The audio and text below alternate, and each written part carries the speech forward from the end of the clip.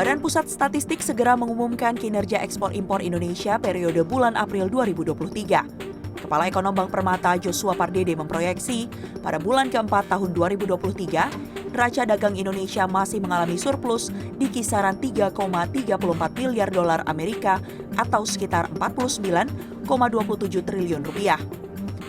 Ekspor bulan April diperkirakan terkontraksi atau turun 8,9%. Dan impor juga diproyeksi mengalami penurunan sebesar 12,2% apabila dibandingkan bulan Maret 2023 atau month to month. Penurunan ataupun kinerja dari ekspor dan impor tersebut dipengaruhi juga oleh masa kerja, perdagangan dan juga perekonomian yang lebih pendek dibandingkan bulan-bulan sebelumnya, sejalan dengan perayaan Idul Fitri dan juga cuti bersama. Hal itu mengindikasikan adanya penurunan impor dan ekspor secara bulanan pada bulan April yang lalu.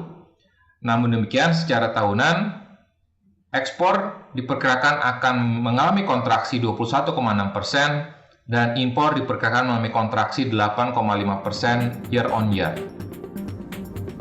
Joshua menambahkan secara keseluruhan di bulan April ini, kinerja ekspor Indonesia diperkirakan masih bagus.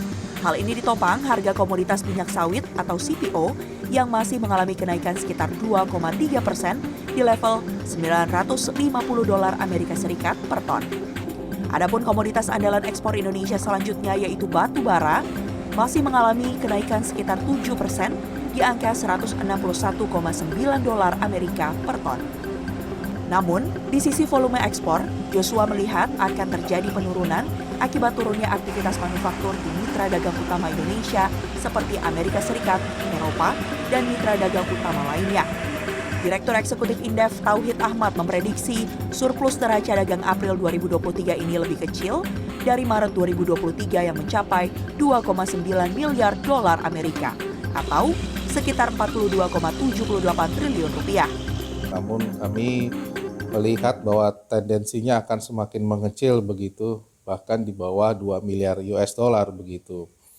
Nah, ini diperburuk pertama bahwa defisit untuk migas akan semakin besar meskipun ditolong oleh non-migas yang kami yakin juga mulai turun di bawah 4 miliar US dollar surplusnya.